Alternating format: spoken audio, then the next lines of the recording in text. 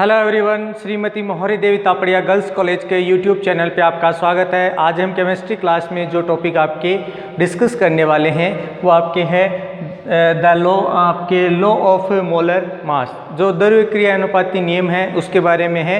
आज अपनी इस वीडियो में बात करने वाले हैं। देखिए, अपन बात करें जो द्रव्य क्रिया अनुपाती नियम है, सामान्यतः अपन ने जो रासायनिक साम्य जो अपन ने आपका प्रीवियस वीडियो में जो चैप्टर स्टार्ट किया था, जिसमें अपन ने आपके उत्क्रमणीय और अनुत्क्रमणीय प्रक्रम देखे थे, उसी से रिलेटेड जो है आपका ये जो द्रव्य क्रिया अनुपाती नियम है वो दिया गया था। अब देखिए, बात करते हैं कि भाई ये जो नियम है सामान्यतः किसके द्वारा दिया गया था। तो यहाँ पर दो वैज्ञानिक थे, एक का नाम था आपके एक वैज्ञानिक था आपके गुल्डबर्ग एवं दूसरा वैज्ञानिक था आपके वागे। ये दो वैज्ञानिक थे जिन्होंने आपके जो द्रव्य क्रिया अनुपाती नियम है इसकी आपने की भी खोज की, या कह दें कि भाई इसकी जो है डिस्कवरी इनके द्वारा की गई, और इस नियम को द्रव्य क्रिया अनुपाती नियम के नाम से जाना जाता है। अब देखिए, इस नियम की बात करें कि भी ये क्या होता है, तो यहाँ पर अपन सबसे पहले बात करें कि किसी अभिक्रिया का जो वेग है, क्या बताए, किसी अभिक्रिया का वेग उसके क्रिया कारकों के सक्रिय द्रव्यमान के क्या देखने को मिलता है, गुणनफल होता है। क्या होगा आपका गुणनफल होगा, और या फिर कह दें उसके समानुपाती होता है, कि उसके अपन क्या कहते हैं गुणनफल कह दें, या फिर उसके कह दें समानुपाती रूप से आपको देखने को मिलता है। अब यहाँ पर अपन ने अभी बात की कि भाई किसके लिए बात की, अभिक्रिया का वेग उसके क्रिया कारकों के सक्रिय द्रव्यमान के समानुपाती या फिर कहते हैं उसके गुणनफल के रूप में आपके देखने को मिलता है। तो यहाँ पर अपन क्या कह सकते हैं कि कि कोई पदार्थ है, उस पदार्थ का अपन अगर वेग की बात करें तो यहाँ पर अपन कह सकते हैं कि वेग का मीन अपन यहाँ पर ये समझ सकते हैं कि किसी क्रियाकारक की सांद्रता में इकाई समय में होने वाला जो परिवर्तन है अपन उससे बोल सकते हैं, जिसको अपन ने अभिक्रिया वेग। दूसरी अपन यहाँ पर बात करें जो आपका अपन बात करें सक्रिय द्रव्यमान। यहाँ पर अपन बात करें जो सक्रिय द्रव्यमान है। अब देखिए, सक्रिय द्रव्यमान अपन यहाँ पर किसके लिए डिस्कस कर रहे हैं, क्रियाकारक के लिए दे।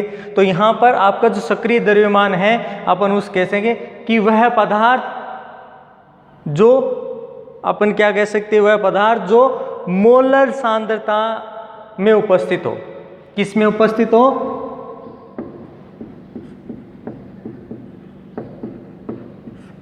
मोलर सांद्रता के रूप में हो। ठीक है, कि भाई आपका पदार्थ क्या हो, मोलर सांद्रता के रूप में उपस्थित हो। या फिर अपन यहाँ पर इसको दूसरी चीज कह सकते हैं कि भाई 1 लीटर आयतन है उसमें विद्यमान हो, या फिर अपन इसको क्या कह सकते हैं कि क्या हो, 1 लीटर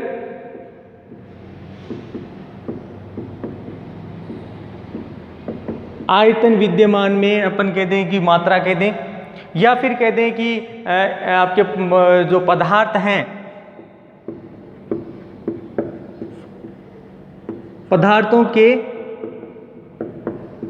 मोलों की संख्या।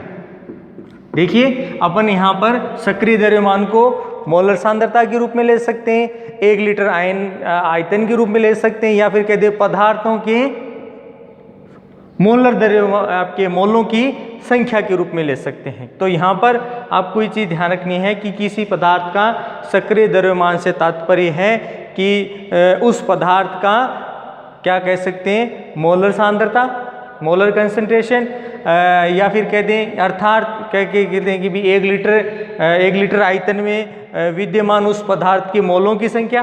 भाई ये भी चीज़ तो है कि भी 1 लीटर आयतन में विद्यमान उस पदार्थ की मोलों की जो संख्या है वो क्या कहलाती है, आपके सक्रिय द्रव्यमान कहलाती है। जबकि अपन ने यहाँ पर अभी आपके इससे रिलेटेड आपका एक वेग ज्ञात किया था, तो वेग के लिए अपन ने क्या की थी कि किसी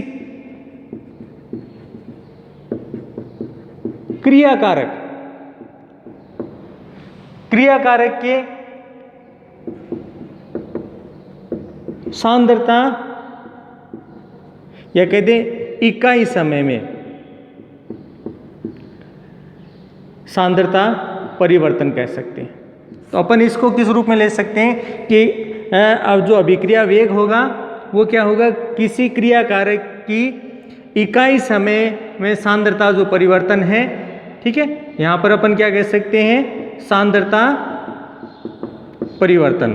तो ये जो सांद्रता परिवर्तन है ये आपका क्या हो जाता है भाई, अभिक्रिया वेग हो जाता है। तो यहाँ पर मेनली आपको जो ध्यान रखना है कि जो ध्रुवीक्रिया अनुपाती नियम है वो क्या कहता है कि किसी अभिक्रिया का वेग उसके क्रिया कारकों के जो सक्रिय द्रव्यमान है उसके क्या देखने को मिलता है, समानुपाती देखने को मिलता है। अब यहाँ पर देखिए अपन ने ये जो एक्सप्लेनेशन लिया है, अब इसको अपन एक दूसरे तरीके से भी क्या कर सकते हैं, अपन यहाँ पर इनको एक्सप्लेन कर सकते हैं या फिर कहें इनको लिख सकते हैं। तो देखिए किस तरह से, पहले बताएं कि भाई अपन क्या लिख दें, जो पदार्थ हैं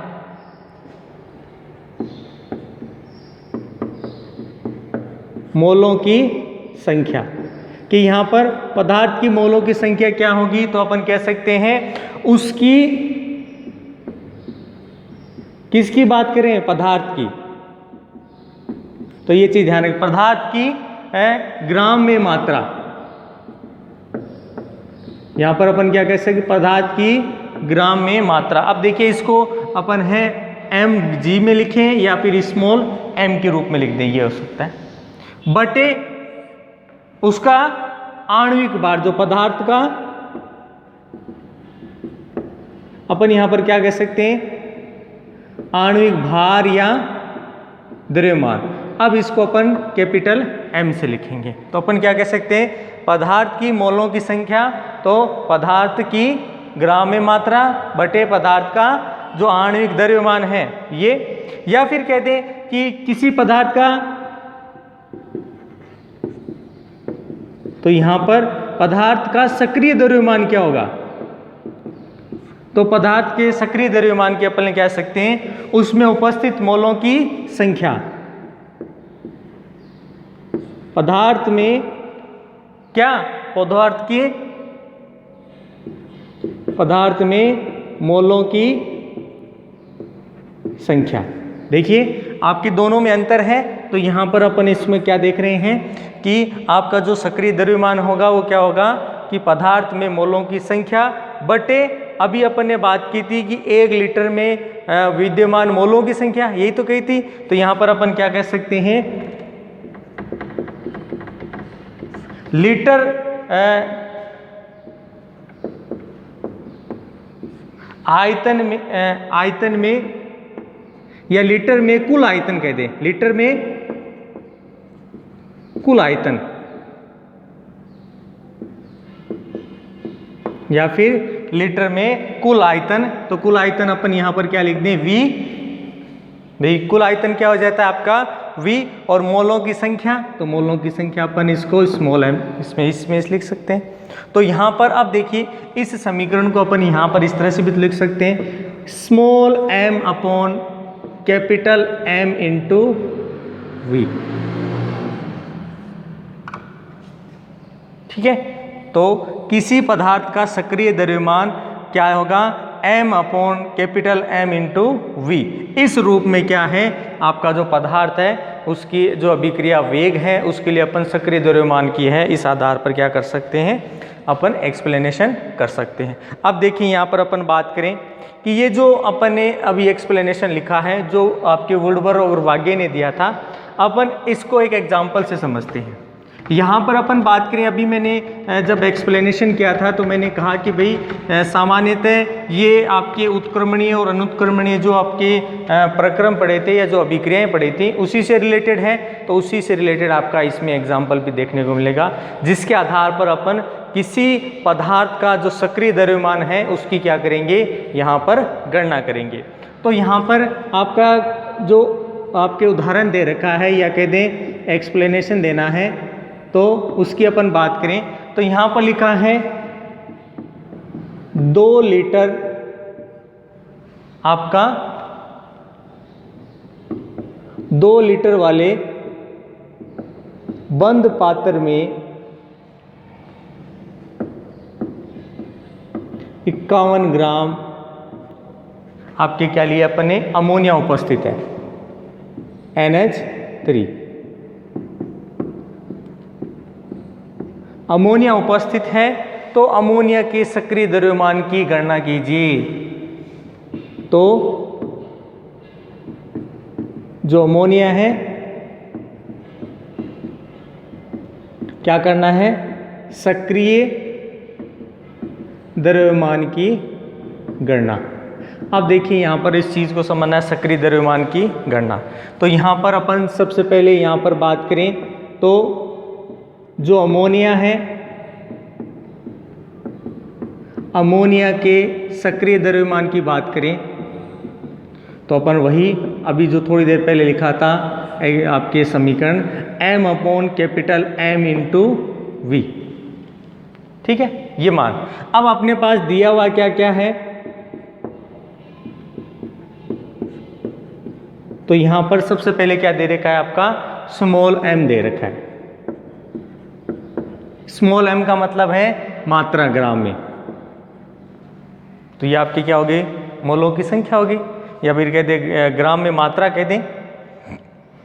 दूसरी चीज देखिए, इसमें दूसरी चीज दे रखी है m, या फिर अपने को पहले से पता है किसके लिए m ज्ञात करें, अमोनिया के लिए। तो उसमें अपन बात करें उसका जो मोलिकुलर वेट है वो कितना होता है,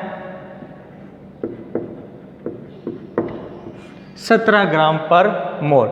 साथ में बात करें V, यानी इसके लिए जी दिया गया आयतन, तो ये आयतन कितना है आपका, 2 लीटर है, ठीक है। अब ये मान अपन रख दे इसमें। NH3 के लिए सक्रिय द्रव्यमान देख रहे हैं 51/17 इंटू 2, तो यहाँ पर अपन क्या कह सकते हैं, 1.5 मोल पर लीटर आपके लिए क्या है, NH3 का सक्रिय द्रव्यमान है।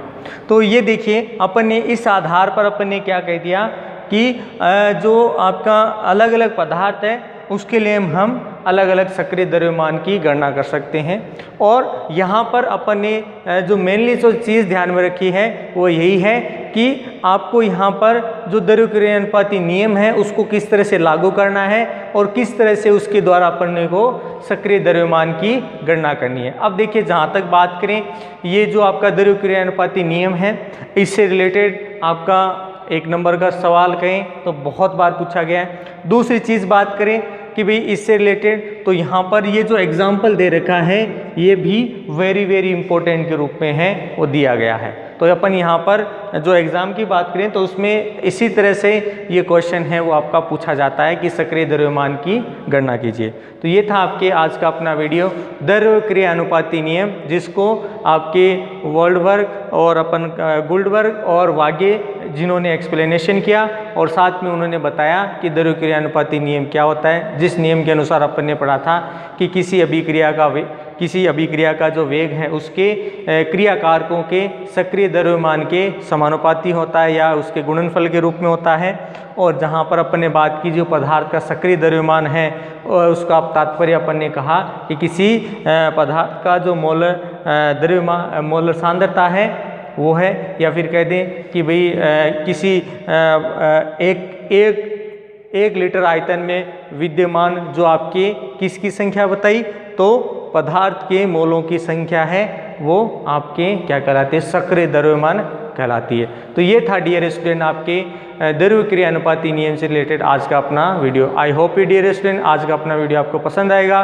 वीडियो को लाइक करें, शेयर करें और इससे रिलेटेड आपके जो नोट्स बनाते रहें। और इस वीडियो को देखने के लिए धन्यवाद।